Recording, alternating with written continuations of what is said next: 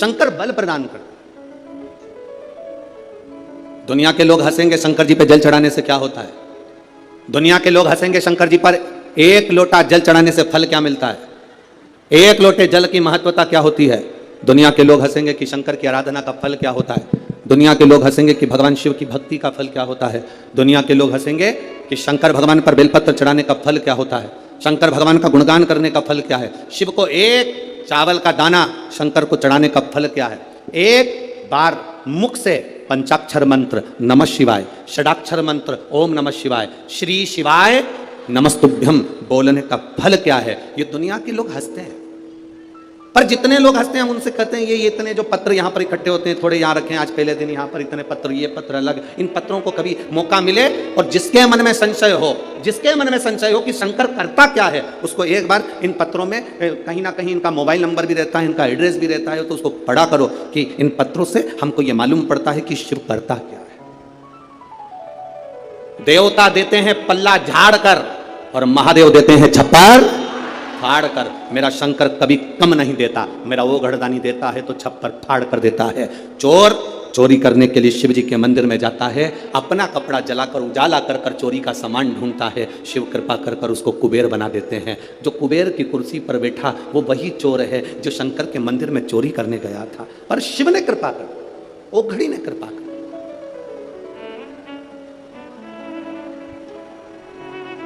वो करुणा सागर।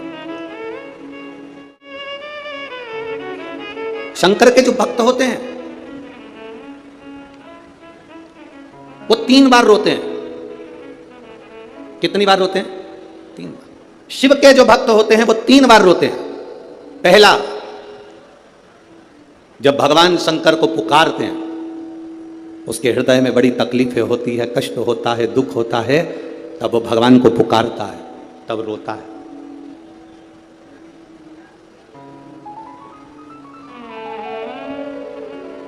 शिव के भक्त 3 बार रोते हैं। पहला, जब वो बाबा को पुकारता है दुख की घड़ी में, कष्ट की घड़ी में, तकलीफ की घड़ी में, तब वो बाबा को पुकारता है, तब रोता है। दूसरी बार, शिव का भक्त जब बाबा नहीं सुनते, बाबा नहीं आते, उसका दुख जब समाप्त नहीं होता और भगवान जब आते नहीं, उसका दुख जाता नहीं, शंकर का भक्त फिर रोता है। शिव के भक्त 3 बार रोते हैं। एक बार भगवान को पुकारते हैं तब, दूसरा भगवान नहीं आता तब, और तीसरी बार शंकर के भक्त तब रोते हैं जब भगवान मिल जाते हैं और उसका कार्य जब पूर्ण हो जाता है, तब भी वो रोता है, तब भी रोता है। शंकर के भक्त 3 बार रोते हैं। पहली बार जब भगवान को पुकारेगा तब रोएगा, दूसरी बार जब भगवान नहीं आएंगे तब रोएगा, और तीसरी बार जब भगवान आ जाएंगे तब रोएगा। तीसरी बार इसलिए रोता है कि मेरे जैसे पापी पर भी तूने कृपा कर दी। मैंने सोचा नहीं था कि मेरा महादेव एक लोटे जल से प्रसन्न हो जाता है और मेरे ऊपर करुणा कर देता है, तब भी रोता है, तब भी।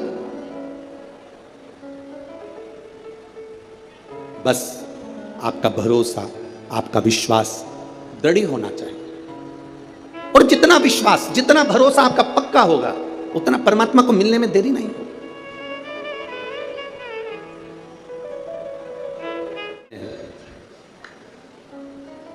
पार्वती जी को दूसरा वर देवाधिदेव महादेव दे दिया। एक वर दिया व्रत, नियम, साधना, तपस्या, तप करने वालों को शिव और शक्ति बल देते। दूसरा वर देवाधिदेव महादेव माता पार्वती जी को दे दिया। पार्वती, और देखो, बिना बल के, बिना अगर कोई तप साधना अगर कोई करे और भगवान शिव की कृपा ना हो, माता रानी की, स्वयं माता पार्वती की दया ना हो, तो कोई व्रत किसी का सफल नहीं होता।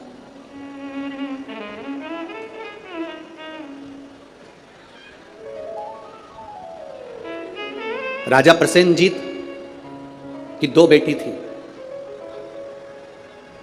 एक का नाम था नेनुका और दूसरे का नाम था रेणुका। कितनी बेटियां हैं? जम के बोलो जरा। 2। पहली का नाम क्या है? नेनुका, ना, एन, नेनुका पहली का नाम, और दूसरी का रेणुका, आर, रेणुका।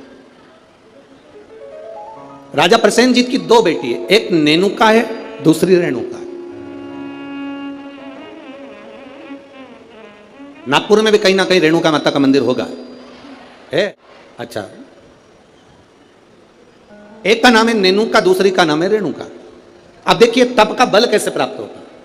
दोनों देवियों में विचार करिए, ये दोनों राजा प्रसेनजीत की दोनों बेटी है, रेणुका और नेनुका, ये दोनों बेटी राजा प्रसेनजीत।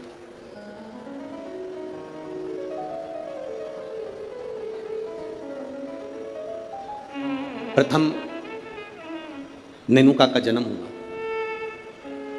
और नेनुका का जब जन्म हुआ तब नेनुका उस जन्म को पाने के बाद में अपने राजसी कार्य में अपने पिता के साथ में रहने लगी, कार्य करने लगी। दूसरे नंबर पर आई है रेणुका। रेणुका का जब से जन्म हुआ, जब से रेणुका जन्मी, उस दिन से उसने केवल अपनी मां रेणु से एक बात सीख ली कि जो कुछ मिलेगा वो अपने कर्म से मिलेगा, जो कुछ मिलेगा वो अपनी मेहनत से मिलेगा। इसलिए मत बुरे कर्म कर बंदे वरना पछताएगा, भगवान की आंखों से तू बच नहीं पाएगा, तू बच नहीं पाएगा। हम जिस कर्म को करें उस कर्म के बल पर हमें प्राप्ति हो। एक पत्र आया है, देखिए।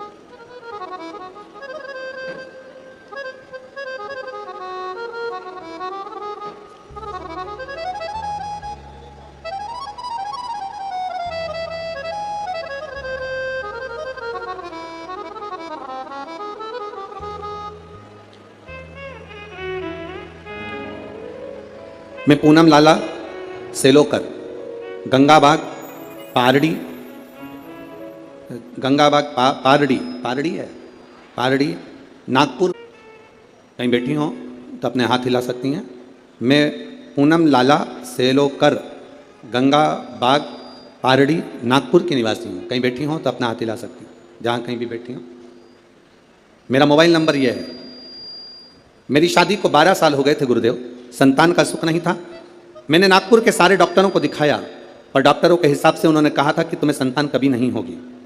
सारे इलाज की रिपोर्टें भी मेरे पास में हैं। क्यों? उसका कारण यह था कि मेरे गर्भाशय में 12 mm की गठान हो गई थी, और 12 mm की गठान बहुत बड़ी गठान होती है गुरुदेव। डॉक्टरों ने कहा कि इसका ऑपरेशन कर भी देंगे तो तुम्हारी बच्चादानी में गर्भ नहीं ठहर सकता, तुम्हारे बच्चा नहीं हो सकता। तब मेरी दीदी ने कहा, आस्था चैनल पर कथा आती है, कभी 1 बजे कभी 2 बजे आती है, उस कथा को श्रवण करो। मैंने 2022 में कथा श्रवण करना प्रारंभ करा। आपने पशुपतिनाथ के व्रत का वर्णन किया। 12 साल तक मेरे यहाँ औलाद नहीं हुई गुरुदेव। जब 12 साल संतान नहीं हुई तब पशुपति व्रत करना प्रारंभ करा। सफेद आंकड़े की जड़ का प्रयोग किया, और सफेद आंकड़े की जड़ को मैंने कमर में बांध भगवान शिव का भजन करना प्रारंभ करा। आपने पीपल के पत्ते का जो उपाय बताया वो मैंने किया। और गुड़ियारी रायपुर की कथा मैंने टीवी पर आसन लगाकर सामने टीवी को चालू कर पूरी कथा गुड़ियारी रायपुर की सुनी, और बाबा की कृपा से उसी महीने में मेरा गर्भ ठहर गया, और 17 जुलाई 2023 को मुझे पुत्र रत्न की प्राप्ति हुई है। मैं बाबा को यहाँ प्रणाम करने आई हूँ। कहीं बैठी हैं क्या? बच्चा लाए हैं? बच्चा लाए हो ले आओ, अगर लाए हो तो लेकर आ सकते हो।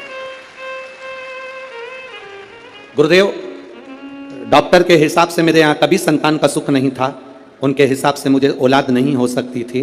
पर बाबा देवादिदेव महादेव पर जो विश्वास किया, भरोसा किया, जल चढ़ाया, जल का आचमन किया, ये शिव की कृपा से मुझे संतान की प्राप्ति हुई। ये शिव तक है। एक पत्र और बड़ा सुंदर आया, देखिए।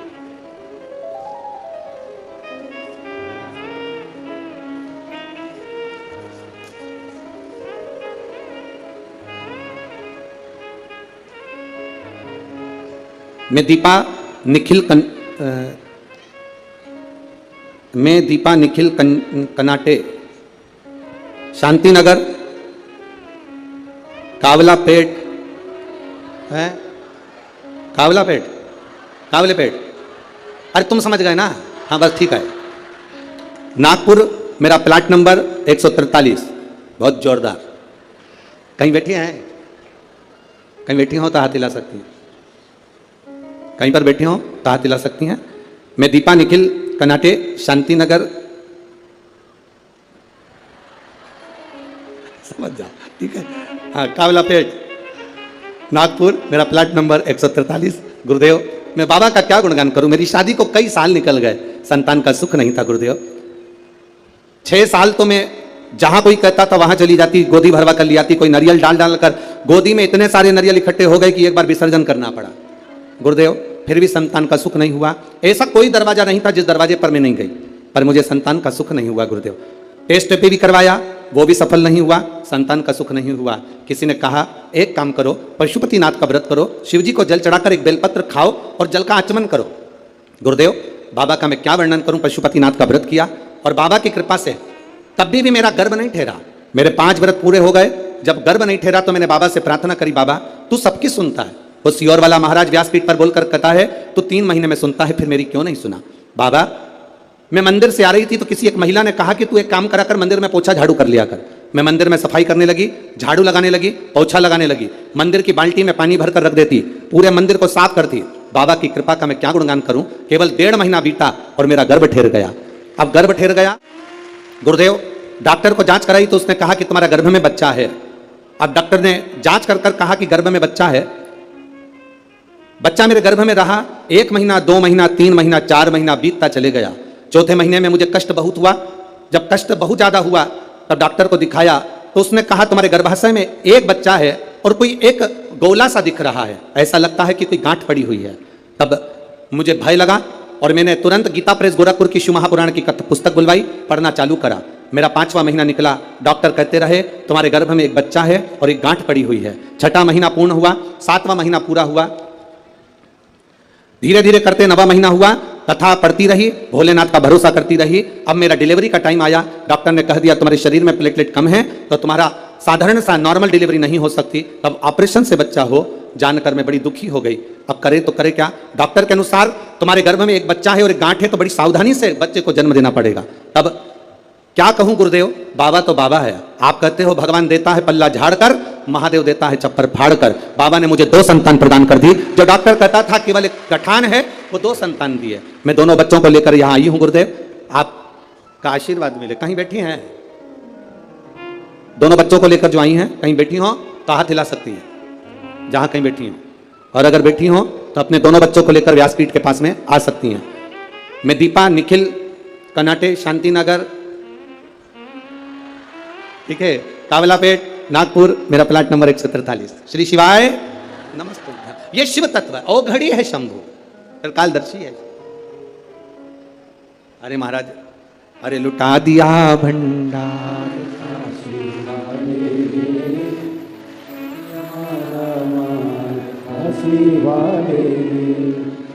एक बात तो है, जितने लोग कथा सुनने आए हैं तुम पूरे की पूरे भजन याद करके आए हो, पक्का। बहुत बहुत साधुवाद। और एक बात तो है, विदर्भ विदर्भ है और नागपुर नागपुर है।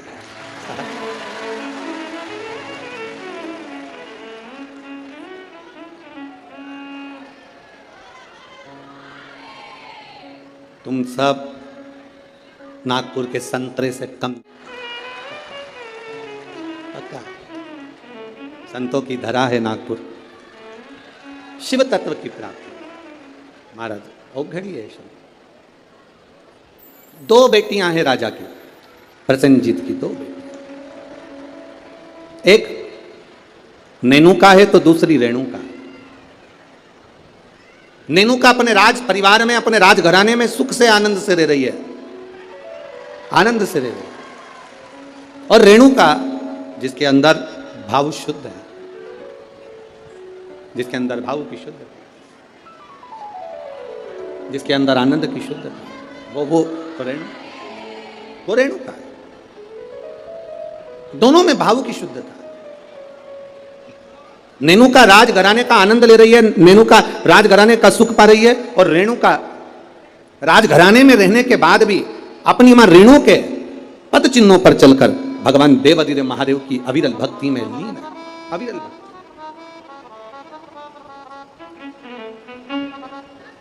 शिव भक्ति में लीन है वो।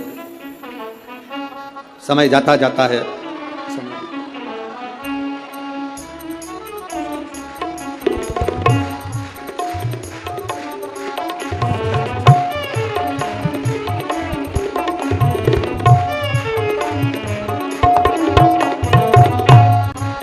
अब रोइए नहीं, खुश होइए। बाबा ने झोली भर दी ना, तो रोना नहीं है, अब तो खुश होना है। आप भी मत रो।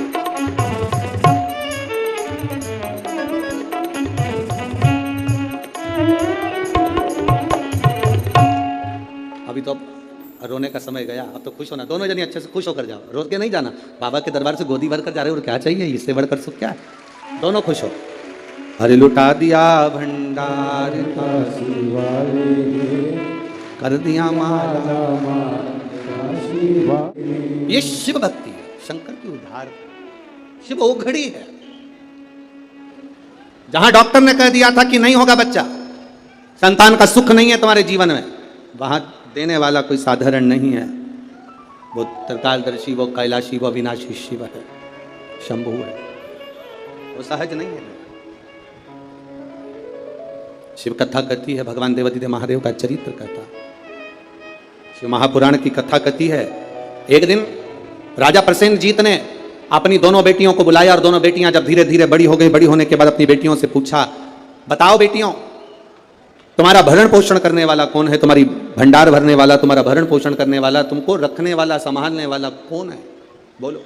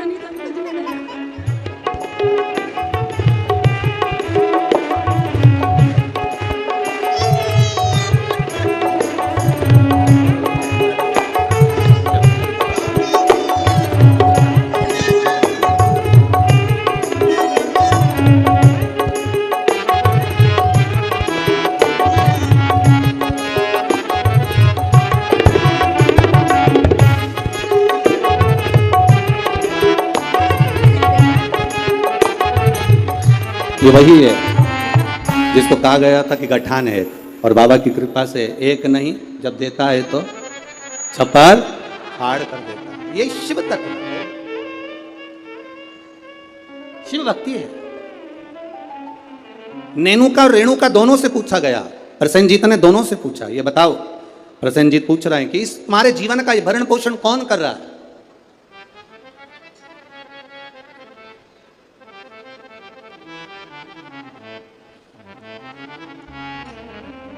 नेनुका ने कहा, पिताजी मेरे जीवन का भरण पोषण आप कर रहे हो, मेरे जीवन को चलाने वाले आप हो, भरण पोषण करने वाले आप हो। अब राजा प्रसेनजीत ने अपनी बेटी रेणुका से पूछा, रेणुका तू बता कि ये भरण पोषण तेरा कौन कर रहा है? रेणुका कहती है, पिताजी ये तो सब जो कर रहे हैं वो भोलेनाथ कर रहे हैं, जो लिखा ललाट पर वो मिल रहा है, जो लिखा, जो ललाट पर लिख दिया वो मुझे मिल रहा। दुख लिखा, सुख लिखा, अच्छा लिखा, बुरा लिखा, जो उसने लिखा वो मुझे मिल रहा। जो लिखा ललाट पर वो मुझे मिला।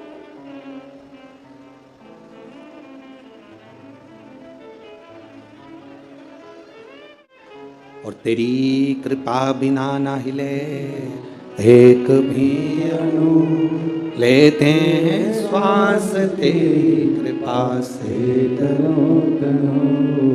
जो ललाट पर लिख दिया वो कोई टाल ना सका। हाँ, ललाट पर लिखा हुआ अगर कोई टाल सकता है तो केवल एक है, वो देव अधिदेव महादेव है, वो टाल सकता है। एक पत्र आया है, देखिए उस पत्र में उसने लिखा, मैं दीपिका अविनाश ठाकुर रामटेक से हूं। कहीं बैठी हैं? बैठी हो तो हाथ हिला सकती हैं।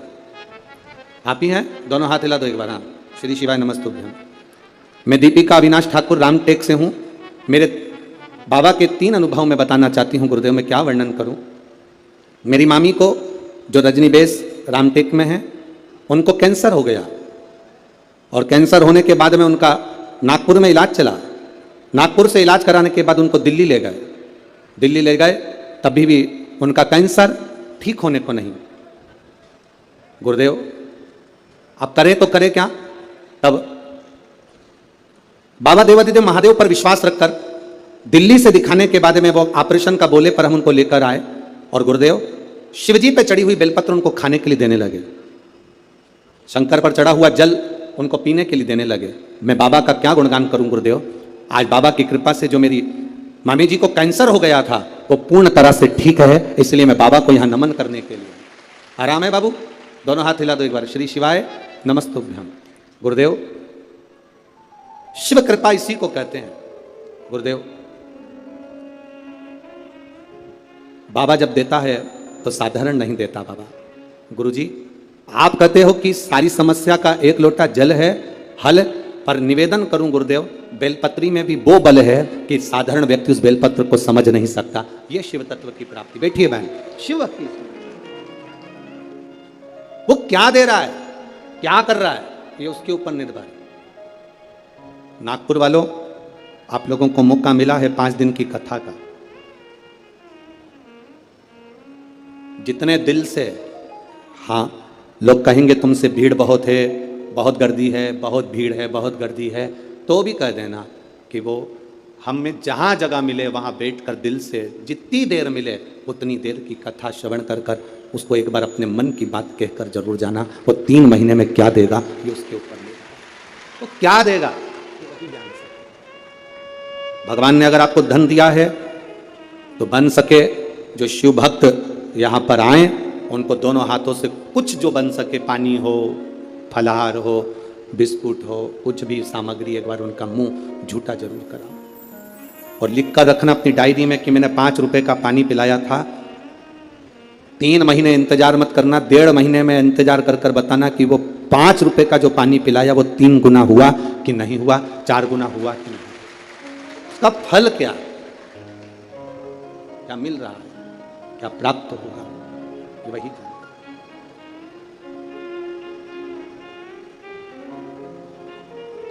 तो क्या प्रदान करता है उसके ऊपर निर्भर है। नेनुका ने कह दिया मेरे पिताजी पालन कर रहे हैं, मेरे पिताजी संभाल रहे हैं, और रेणुका कहती है मेरे पिता नहीं, ये तो भोलेनाथ ने जो जीवन दिया है वो चल रहा है। विचार कर लिया पिताजी ने, दोनों बेटी की शादी करना है।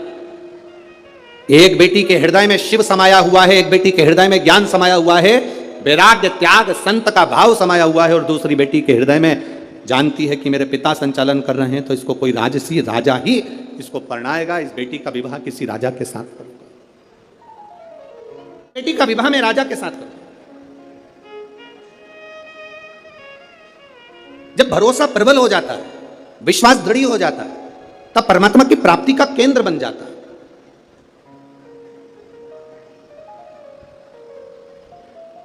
अभी हम आ रहे थे, जब आते आते देखा कि लोग टेंट के बाहर, पंडालों के बाहर लोग धूप में बैठे हुए हैं। बहुत गर्मी है, धूप अपार, पर आप प्रयास करना।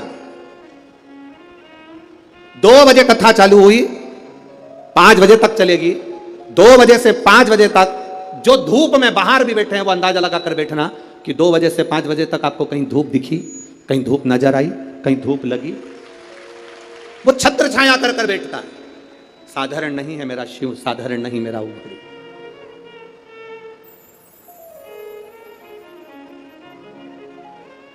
कोई कह रहे थे कि गुरुजी आदरणीय आमदार जी मोहन मते जी कथा करा रहे हैं। हम कह रहे हैं मोहन मते जी नहीं, ये तो नागपुर वालों का जो भाग्य प्रबल हुआ, और मोहन मते जी की जो धर्म पत्नी है श्रीमती सौभाग्यवती सविता मोहन जी मते, उनको धन्यवाद देंगे कि उनके पुण्य, कहीं उन्होंने शंकर की आराधना, मोहन मते जी तो शिव की आराधना बचपन से कर आ रहे हैं, बाल्यावस्था से, और ऐसा नहीं कि कोई शिवालय रह जाता हो। शिवरात्रि पर भी भगवान शंकर के मंदिर में जाना, श्रावण के महीने में शंकर की आराधना करना, शिव भक्ति को अपने हृदय में बिठाना, तो कहीं ना कहीं शंकर की जो करुणा हमारे पुण्य की। एक बच्चा एक गुल्लक भरता है तो फोड़कर गिफ्ट लाता है, फोड़कर जब गिफ्ट लाता है तो वह अपने प्रयोग में लेता है। जब हमारे पुण्य की गुल्लक भराती है तब जाकर अपने परिवार में, अपने क्षेत्र में एक बार शिव महापुराण की कथा हो पाती, तब जाकर कथा हो। श्री मोहन मते जी को मैं कहूंगा, आपके इस कथा से पूरे नागपुर क्षेत्र के ना जाने कितने कितने पुण्य प्रबल हुए होंगे, और ये नागपुर वासियों ने ना जाने कितना एक लोटा जल चढ़ाया होगा, तब जाकर ये 5 दिन की शिव महापुराण की कथा यहाँ पहुंची। ये कोई सहज है पुराण? बोल बम का नारा है, बहुत अपने पुण्य की प्रबलता हुई, तब जाकर ये शिव महापुराण की कथा हमारे जीवन में एक बार श्रवण करने का सौभाग्य अपने क्षेत्र में, अपने नगर में, अपने गांव में मिल रहा, तब मिल रहा।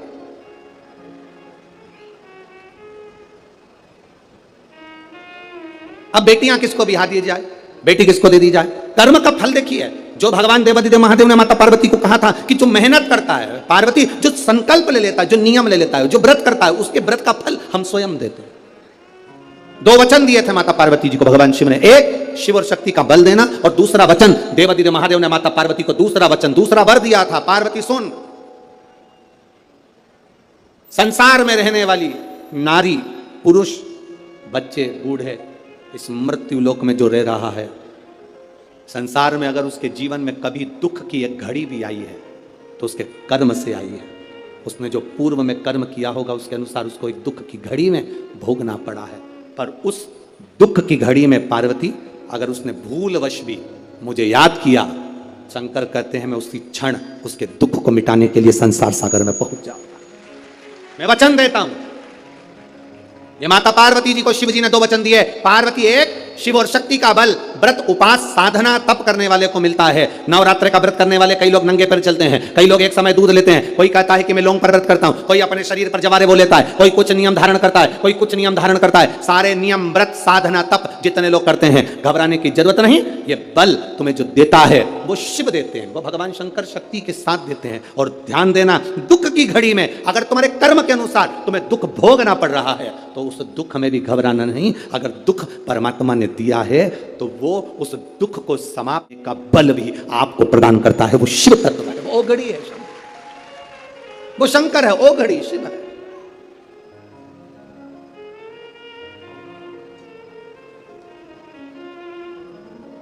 वो शंकर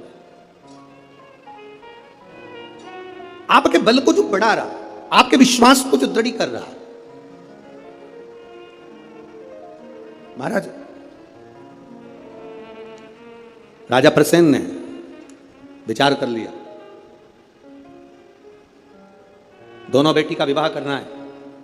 नेनुका का विवाह करूंगा किसी राजा के साथ और रेणुका का विवाह करूंगा किसी ऋषि के साथ। नेनुका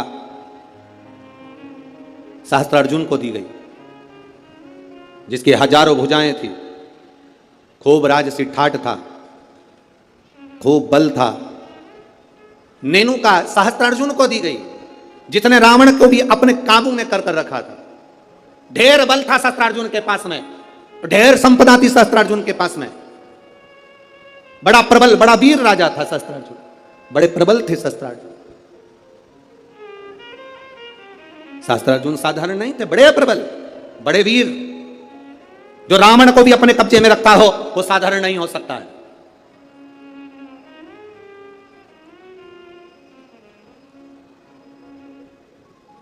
राजा सहस्त्रार्जुन को अपनी बेटी नेनुका का विवाह कर दिया। अब आई बारी रेणुका की, तो फिर विचार करा गया कि इस रेणुका का विवाह मैं करूं तो करूं किससे, किसको दूं? तब कहा, बेटी जितनी तू शंकर की आराधना करती है, जितनी तू शिव जी की उपासना करती है, तेरा पति भी शंकर की आराधना करने वाला होना चाहिए। जमदग्नि जी को रेणुका ब्याह दी। जमदग्नि जी को जब रेणुका ब्याही, रेणुका का तप साधना देखिए कितनी प्रबल थी। जमदग्नि जी के साथ में रेणुका जब ब्याह कर आ गई, रेणुका का नियम था, प्रतिदिन का नियम था रेणुका का, प्रतिदिन का नियम। एक मट्टी को इकट्ठा करती, मट्टी को इकट्ठा कर कर उसका हंडा बनाती, घड़ा बनाती, पात्र बनाती, कच्चा घड़ा, कच्चा पात्र। मेरा निवेदन है यहां पर जितनी माताएं बैठी हैं, एक बार प्रयोग कर कर देखना कि आप मट्टी लाओ, मट्टी का हंडा बनाओ, मटकी बनाओ, और उस मटकी में कहीं जाकर जल भर कर लेकर आना, अपने सिर पर रखकर। मटकी टूटेगी कि नहीं टूटेगी? अरे बोलो तो जम के टूटेगी ना, क्योंकि वो पकी नहीं है, सही से बनी नहीं है, वो मटकी टूट जाएगी। अगर वो मट्टी का पात्र पका होता मट्टी का पात्र अग्नि में तपा होता, मट्टी का पात्र अग्नि में सना होता, अग्नि में तपा होता, तो वो मटकी फिर टूटती नहीं। अगर वो तपा हुआ है, अगर वो तपा अग्नि में तपा हुआ है तो वो नहीं टूटेगा, पर वो अग्नि कच्चा पात्र है तो टूटेगा, पका नहीं है तो टूट जाएगा।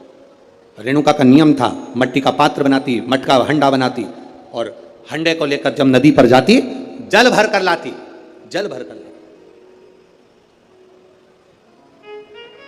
और वो जल अपने पति को देती। जमदग्नि जी को जल देती, जमदग्नि जी भगवान शिव को समर्पित करते। ओम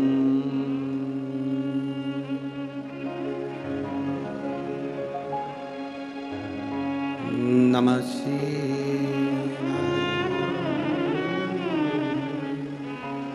ओम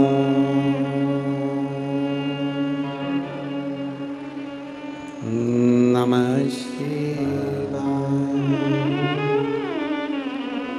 ओम नमः शिवाय। घड़ा लाई, जमदग्नि जी को दिया, जमदग्नि जी ने शिव जी को समर्पित किया।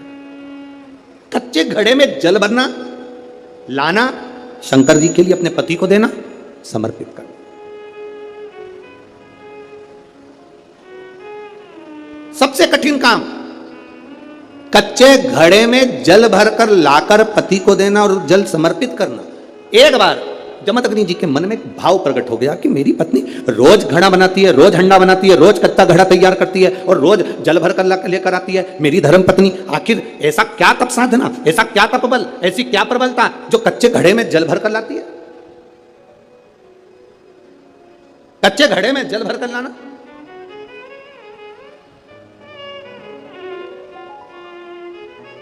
मेरी जीजियों, एक बात अपने जीवन में उतार कर रखना, कभी जिंदगी में अगर कभी ऐसा योग लगे, कभी तुम्हारे जीवन में कभी ऐसा लगे, अब तो थोड़ी शरद चालू हो गई, ठंडक चालू हो गई, तो मट्टी के पात्र का जल से शिव का अभिषेक कभी तो नहीं हो सकता, पर बैसाख महीने में, ज्येष्ठा महीने में कभी मौका लगे अपने जीवन में और तुम्हें लगे कि मेरे जीवन में दुख नहीं हो रहा, मेरे दुख जा ही नहीं रहा, तो 5 बेलपत्र,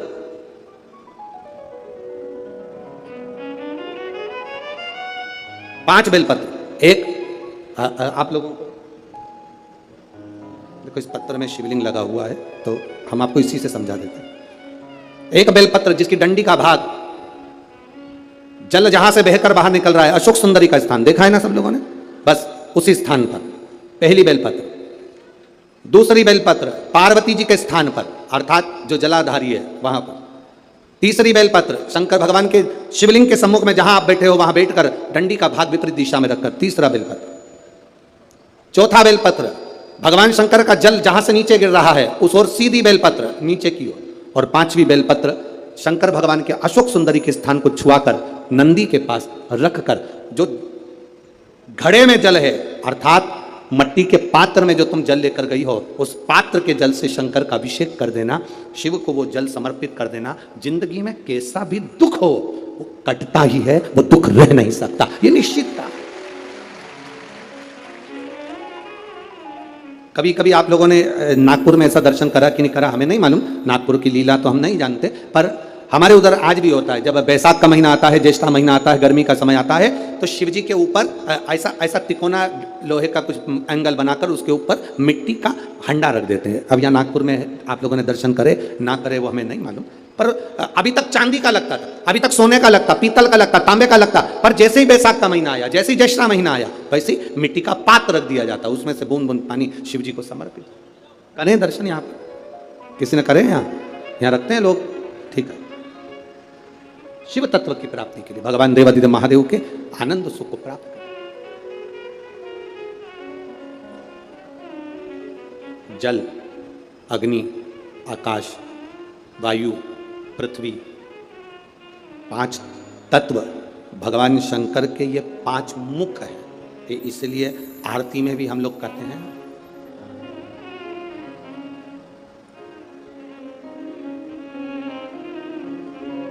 पंचानंद भोले पंचानन राजी, हंसासन करुणासन हंसासन गरुड़ासन वृषवाहन वाहन साजे। ओम जय शिवा ओंकारा दो भुज चार चतुर भुजे 10 भुजे अति सोहे। बोले 10 भुजे अति सोहे। अब 5 मुख पंचानंद शिव है। जल, वायु, आकाश, अग्नि, पृथ्वी, ये पंच तत्व शंकर के 5 मुख में विराजमान। 5 मुख। शिव की पंचायत में 5 देवता हैं। कितने देव हैं? 5। पहला देवाधिदेव महादेव, दूसरा गणेश जी महाराज, तीसरा भगवान नारायण, चौथा सूर्य नारायण भगवान, और 5वां नंबर पर है मां दुर्गा भवानी अष्टभुजा धात्री मां देवी मां दुर्गा। ये 5 शिव पंचायत में 5 देवता। फिर से बोलिए, पंचायत में 5 देव कौन से होते हैं? पहला शिव जी, दूसरा गणेश जी, तीसरा भगवान विष्णु, चौथा भगवान सूर्य नारायण, और 5वें मां दुर्गा भवानी। ये 5 शंकर की पंचायत के देवता हैं। शिव पंचायत में ये 5 रहते हैं।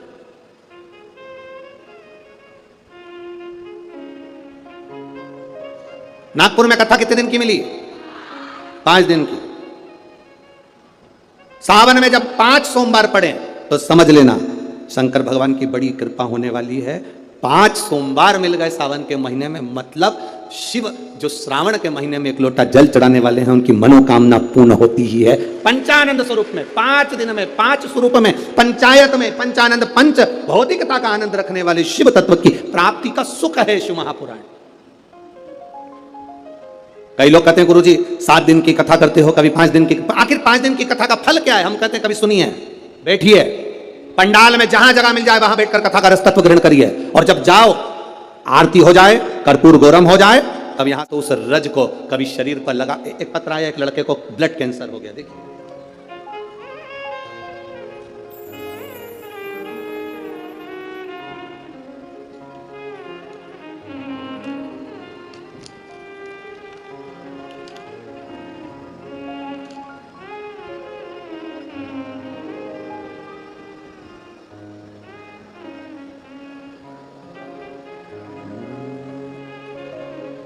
शंभो शरणे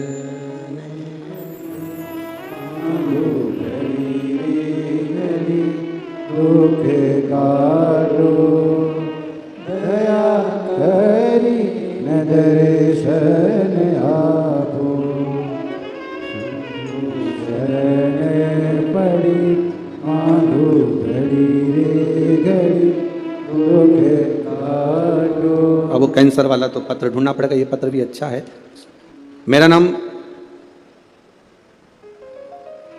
भसीजा शुभम विलास पटुआर, 27 साल की उम्र है, मुकाम पोस्ट तहसील बड़सा, जिला गढ़चिरौली, महाराष्ट्र राज्य। कहीं बैठे हो तो हाथ हिला सकती हैं, कहीं बैठे हो तो हाथ हिला सकती हैं, जहां कहीं बैठी हैं। गुरुदेव, मेरा लीवर और किडनी दोनों ही डैमेज हो गए थे। दोनों ने काम करना बंद कर दिया, पेट में पानी भरा गया। डॉक्टर को दिखाया तो डॉक्टर ने कहा इसका पानी नहीं निकाल सकते क्योंकि इनके शरीर में खून की भी कमी है और लीवर किडनी दोनों काम करना बंद कर दिया। गुरुदेव, खून चढ़ाते पानी बन जाता, आप करें तो करें क्या? डॉक्टर ने कहा इसका एक तरीका हो सकता है कि टॉयलेट द्वारा या लेट द्वारा इनका पूरा की पूरा पानी निकालना होगा। वो निकाला पर वापस पानी जम गया। लीवर किडनी काम नहीं कर रहे थे, डॉक्टरों ने हाथ ऊंचे कर दिया। डॉक्टरों का कहना था इसका कोई इलाज नहीं है, आप किसी भी हॉस्पिटल में ले जाओ, बड़े से बड़े हॉस्पिटल में ले जाओ तो इनका किडनी लीवर का या तो बदला जाए तब कुछ काम करे, परंतु इनका कोई फल नहीं है। हम उनको घर ले आए गुरुदेव, किडनी लीवर काम नहीं कर रही। डॉक्टर ने कहा आप ले जाओ, पर मन नहीं माना। हमने दूसरे हॉस्पिटल में उनको भर्ती करा, वहां पर भी इलाज चालू हुआ पर आराम नहीं लगा क्योंकि किडनी लीवर दोनों बेकार हो चुके थे। तब किसी ने कहा कि शिवजी को जल चढ़ाओ, वो जल लाकर इनको पिलाओ और एक बेलपत्र इनके नजदीक में रखो। हमने वही करना प्रारंभ करा। देवादिदेव महादेव को जल चढ़ाते, वो जल इनको आचमन कराते। बाबा का कृपा का मैं क्या वर्णन करूं गुरुदेव। 2 अक्टूबर 2023 को बाबा की कृपा से उनकी तबीयत में सुधार आना प्रारंभ हुआ और 8 अक्टूबर को बाबा की कृपा से वो ठीक हो गए। बाबा की कृपा से उनका लीवर और किडनी दोनों काम करना प्रारंभ कर दिए। ये शिव तत्व है, ये शंकर योग घड़ी। कहीं बैठे हो तो हाथ हिला सकते हैं क्या? हाँ जी, हाथ हिला दो एक बार। ठीक है, हाथ हिला दीजिए। श्री शिवाय नमस्तुभ्यम। वापिस हाथ हिलाओ एक बार। हाँ, वापिस हिलाइए। श्री शिवाय नमस्तुभ्यम। बैठिए। हर हर शिव तत्व की प्राप्ति इसी को। आप जो शिव पर जल चढ़ा रहे हैं, आचमन कर रहे हैं, शंकर का गुणगान कर रहे हैं, उसका फल खाली नहीं जाता। मिट्टी के पात्र का जल हम देवादिदेव महादेव को जब समर्पित करते हैं तो उसका फल खाली नहीं जाता, खाली नहीं जाता।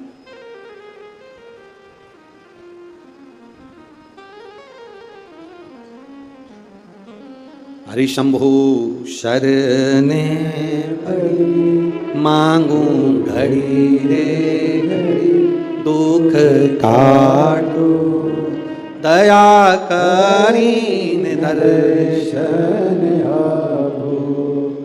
महाराज, शिव महापुराण की कथा कहती है, रेणुका देवी कच्चे घड़े में जल भर कर लेकर आती, अपने पति को देती और जमदग्नि जी उस जल को लेकर शिव जी को समर्पित करते। पर उनके चित्त में यह बात बैठ गई, आखिर इसकी दृढ़ता, इसकी भक्ति कितनी प्रबल होगी कि कच्चे घड़े में पानी नदी से यहां तक आ गया और कच्चा घड़ा टूटता नहीं। जब तक शिव जी को जल नहीं चढ़ाते तब तक वो घड़ा समाप्त नहीं होता। आखिर इसकी भक्ति किसकी है? इस रेणुका ने भक्ति किसकी करी? किसकी भक्ति करी? ये रेणुका किसको भजती है? क्या देखा जमदग्नि जी ने कि आज रेणुका ने मट्टी का जो घड़ा बना रही है, जमदग्नि जी क्या देख रहे हैं कि मट्टी के घड़े को बनाकर पास में पार्थिव शिवलिंग का निर्माण कर रही है। एक शिवलिंग का निर्माण कर रही है, पार्थिव शिवलिंग।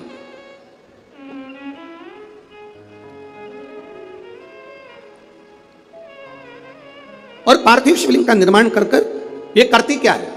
मट्टी का जो घड़ा बनाया, उस घड़े को पार्थिव शिवलिंग का पूजन कर कर उस घड़े को शंकर से स्पर्श करा देती है।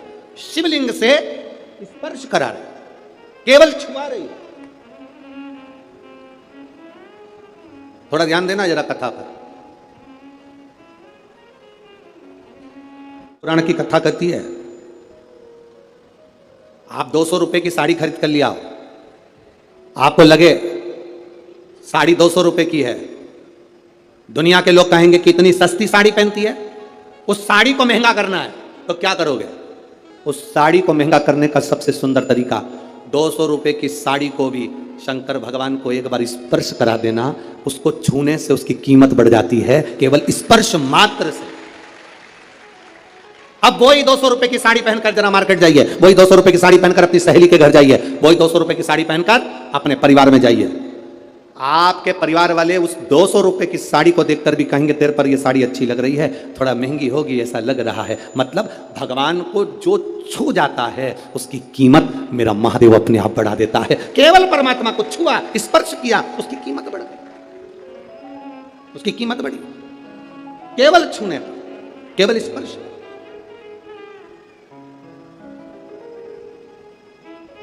अरे भाई, शिव महापुराण की कथा कहती है, जैसे किसी के यहां कोई मर जाता है तो पूरे परिवार में सूतक लग जाती है। बोलो री जी सही है कि गलत है? अरे बोलो तो जम के। लगती है ना? परिवार में कोई मर गया, पूरे परिवार को सूतक लग जाती है। जैसे मरने की सूतक पूरे परिवार में लगती है, उसी तरह परिवार का एक व्यक्ति भी अगर शंकर की कथा सुनता है तो पूरे परिवार को पुण्य लग जाता है। पूरे परिवार, एक व्यक्ति भी अगर कथा श्रवण कर रहा है, परिवार का एक कोई मरता है तो पूरे परिवार में सूतक लगती है। उसी तरह हम कोई अच्छा काम करते हैं, शिव जी को एक लोटा जल चढ़ाते हैं, कथा श्रवण करते हैं, भूखे को भोजन, प्यासे को पानी पिलाते हैं, तो उसका जो पुण्य का जो फल है वो किसी एक को नहीं, घर का एक व्यक्ति करता है और पूरे खानदान को उसका पुण्य फल प्राप्त हो जाता है। पूरे खानदान,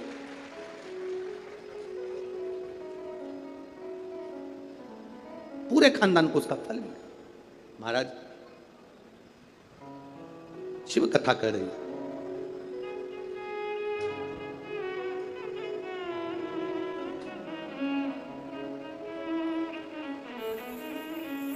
आप जितने भाव से भगवान को रिझाओगे, मेरा देवाधिदेव महादेव उतने भाव से आपके करीब में आता है, आपके करीब।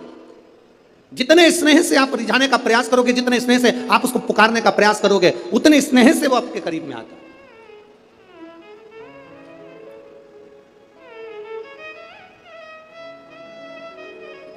कभी कथा के पंडाल में अगर बैठकर कथा सुन रहे हो, या टीवी के सामने सुन रहे हो, मोबाइल पर कथा सुन रहे हो, इस नागपुर की धरा से पवित्र शिव महापुराण की कथा, 5 दिवसीय शिव और पार्वती शिव महापुराण की कथा सुन रहे हो, उसके नियम को धारण कर कर कि मैं कथा पंडाल में बैठकर कथा सुनूं, कथा पूरी होने के बाद भूमि को प्रणाम कर कर, नमन कर कर, अपने हृदय से उसको नमन कर कर जाऊं, अपने हृदय की बात उससे कह कर जाऊं, तो कंकर शंकर सुनता जरूर है और कुबेरेश्वर महादेव झोली भरता जरूर है। आप दिल से कहें उसको, ओ मेरे भोले तेरा सहारा है, मेरे भोले तेरा सहारा है, मेरी नैया का तू किनारा है, मेरी नैया का तू किनारा है। ये तेरी कृपा से मिला, ये तेरी उदारता से मिला, ये तेरी करुणा से मिला। कहो, जमदग्नि जी ने देखा ये करती क्या, कच्चे घड़े में पानी कैसे ठहर सकता है, कच्चे घड़े में पानी कैसे ठहर सकता है। मेरी माताओं से निवेदन, बड़ा सुंदर भाव से फिर निवेदन करूंगा, जिसका बेटा, जिसका बच्चा मंद बुद्धि हो, विवेक काम नहीं कर रहा, बुद्धि काम नहीं कर रही, चित्त काम नहीं कर रहा, बहुत चिड़चिड़ा, बहुत उचिष्ट, विवेक काम नहीं कर रहा, बुद्धि काम नहीं कर रही, हां यहां तक शिव महापुराण की कथा कहती है, एक बीमारी होती है जिसमें नसें शरीर की काम करना बंद कर देती है, और वो उस बीमारी का इलाज पूरे बाहर विदेश में भी नहीं है, जिसमें धीरे धीरे धीरे धीरे नाड़ियां, नसें बंद होती चली जाती है, पांव हाथ काम करना बंद कर देता है, फिर वाणी कम हो जाती है, नयन दिखना बंद हो जाता है, शरीर बेकार। उसके लिए भी